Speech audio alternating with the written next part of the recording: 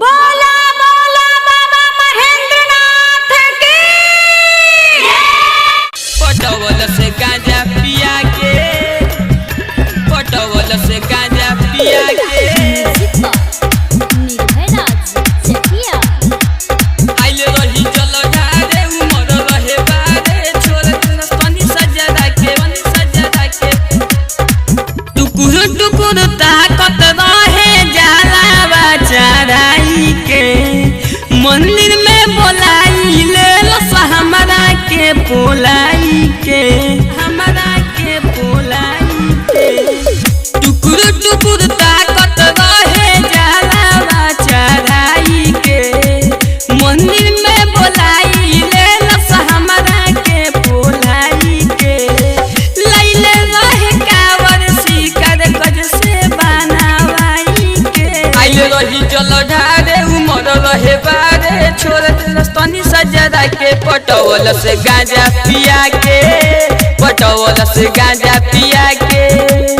आइले रही जल ढारे उमर रहे बारे छोड़ देना तनी सजदा के पटवल से गांजा पिया के, पटवल से गांजा पिया के, पटवल से गांजा पिया के, पटवल से गांजा पिया के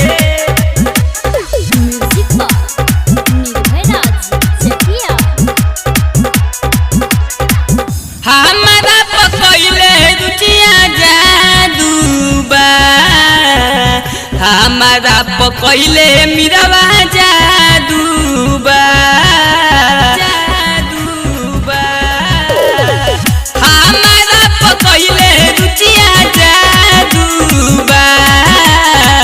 हमारा पकैले मिरवा जादूबा ओही से तमाना रहबे काबूबा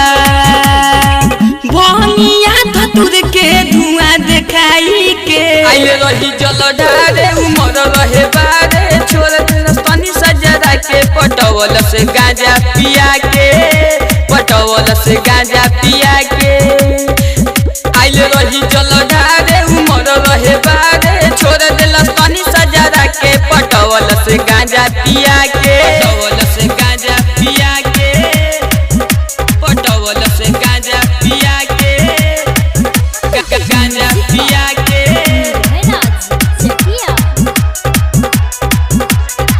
राजेश धीरज फंस गइले लॉकडाउन में, राजेश धीरज फंस गइले लॉकडाउन में, राजेश धीरज फंस गइले लॉकडाउन में राजा संजीतवा जलवा चढ़ाई शिव के द्वार पे,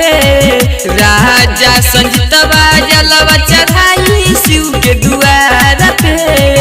पिंटू मुनि के बोलाई के आइले रही जल ढारे उमर रहे बारे छोड़ देना तनी सजदा के पटवल से गांजा पिया के,